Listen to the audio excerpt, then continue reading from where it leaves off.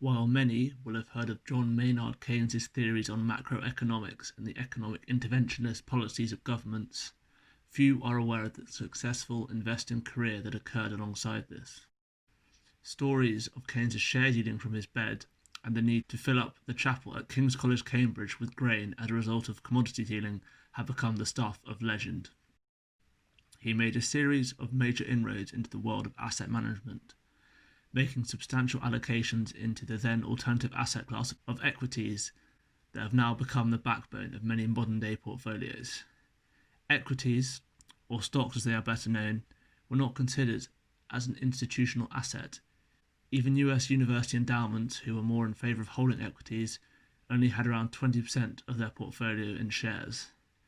Investors deemed the stock to be very risky and shunned this asset class in favour of fixed income, better known as bond investing, and real estate. Keynes invested on behalf of a number of institutions, among which King's College, Cambridge was closest to his heart. In 1911, he was elected to the Estates Committee of his former college. After being appointed bursar shortly after the end of World War I, he was given permission by the Fellows of the College to manage their funds from 1921 until his death in 1946. Keynes revolutionised the way the fund was run, convincing the fellow members of the board that by allocating much of the college's portfolio to equities, he could exploit the risk premium available to long-term investors over those who invested in conventional fixed income assets such as government bonds and property. Keynes also managed his own money in a similar way to that of his college, holding around 66% of the same shares.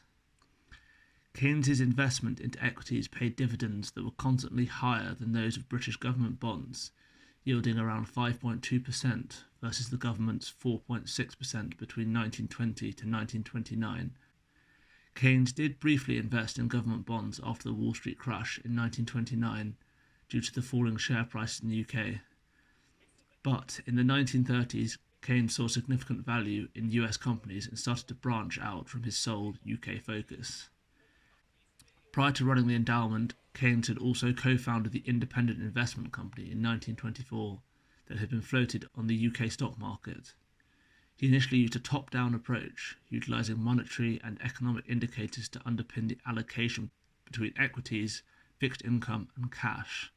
However, Keynes was almost wiped out after the Wall Street crash in 1929. With such poor performance in the late 1920s, Keynes switched strategy in favour of bottom-up investing. This involves holding a few core companies that are considered cheap to their intrinsic value and holding them for several years. The intrinsic value is more commonly known as the book or breakup value if all the assets the business owned were sold. This strategy often resulted in Keynes owning unloved companies that had promising futures, a strategy that was also used by Benjamin Graham and one of his students, a certain Warren Buffett. Keynes always asked questions before investing. Could the company prosper in the long term? Did they have the right management to make them successful? One company that ticked both these boxes was a South African mining company that Keynes bought shares in 1925. The primary reason for this was that he trusted the management and that it was, in his words, a value play, as the shares traded at a 30% discount to their true asset value. He also invested into Leyland Cars, as their shares traded at a 67% discount to competitor General Motors. Keynes said in 1934, "As time goes on, I get more and more convinced that the right method in investing is to put fairly large sums into enterprises which one thinks one knows something about and in the management of which one thoroughly believes in." In 16 of the 25 years that Keynes managed the fund, 3/4 of his holdings paid dividends above the overall average of the UK market. Prior to his appointment as bursar of King's College, Cambridge, Keynes had been an active personal investor as well as fulfilling several roles at institutional insurance companies. The largest of these was the National Mutual Life Assurance Society, where Keynes was chairman. However, despite his importance, others on the board often challenged his ideas. After his appointment as second bursar of King's College, Cambridge, he had a primary responsibility for investments until he was appointed first bursar in 1924. In this position, he had full discretion over investment policy. In 1921, Keynes convinced his college fellows to permit investment into equities that had previously been shunned in favour of bonds issued by governments, railways, and water companies. His knowledge and experience of the financial markets invited the confidence of the fellows, and his annual Chancellor of the Exchequer speech was not to be missed in the college calendar. Both Oxford and Cambridge colleges are long-term investors, preserving their wealth for generations. Traditionally, their assets were invested into property, and the college bursar would collect rents from a predominantly agricultural portfolio, manage expenditure, and do the accounting for the college books. Keynes managed to grow the King's Endowment from £285,000 in 1921 to £1.25 million in 1946. While this growth does not seem particularly impressive today, a growth of around 340% achieved by Keynes meant that he outperformed the UK index significantly. Keynes failed to beat the market a total of only 6 times over the 25 years that he managed the fund. Historians have identified the characteristics that made Keynes a successful investor, namely age, education, intellect, and social networks. Keynes was educated at Eton College, one of the world's most prestigious boarding schools, and attended King's College, Cambridge, where he received a rare first-class maths degree. He also ranked second out of the 104 candidates in the civil service entrance exams to work for the British government. More actively managed endowments usually outperform their rivals by 3 to 6% per annum against their more passive counterparts.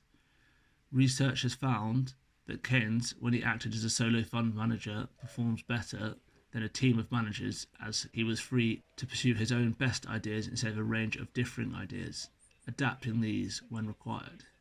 Keynes benefited from being a solo manager, concentrating on a few sectors and adopting a bias towards smaller, market-leading companies outside the more traditional blue-chip FTSE 100.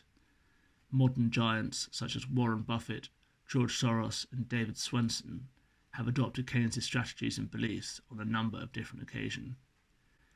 Keynes' allocation to equities was only followed by other fund managers midway through the second half of the 20th century. In 1939, Keynes identified that the technology stocks of the time, namely aircraft manufacturing and armament stocks, were undervalued following a large fall in share price.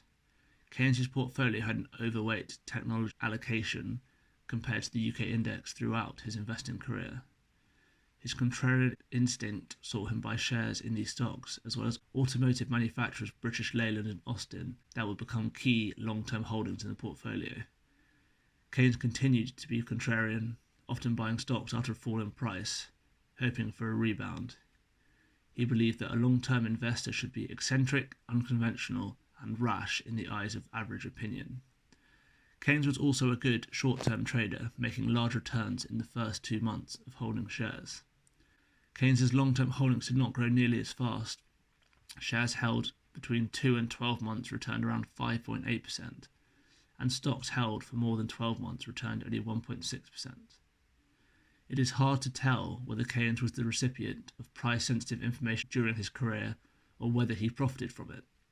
Insider trading was not banned in Britain until 1980, so he had every right to use it to his advantage. Keynes was certainly aware of price-sensitive information, especially after he knew about a change in the UK interest rate before it happened in 1925. He also had a large network of contacts from his time at Eton and Cambridge, especially in the mining sector, that provided him with valuable insights that helped to boost his superior returns. He also had connections with senior executives. The stocks he invested in where he had connections were more heavily biased in his portfolio, but other than the mining stocks previously mentioned, did not provide significantly higher returns than those stocks where he had no connections. Surprisingly, Keynes' strategy did not involve investing in IPOs, a process where a company lists on the stock market. Unlike IPOs today, little money was left on the table for investors, causing Keynes to sell out on more than half of his positions in new listed companies within 3 months. If Keynes had continued to achieve the same rate of return on the fund, it would be worth over £160 million today at an annual return of 16%. He underperformed the wider UK stock market only 6 times in 25 years, and 4 of these occurred before switching to his value style of investment. When he died, Keynes had built both an institutional and personal wealth of more than £25 million. This figure does not take into account his extensive artwork collection or rare manuscripts that he owned. Keynes not only revolutionised the investment world, but also became one of the world's richest economists of all time. Keynesian investing has proved to be a solid way to build wealth over the long term. If you'd like to learn more about Keynes and his life, I have left a link in the description to the article on his investing career, as well as a few other recommendations. Thank you for watching, and see you next time.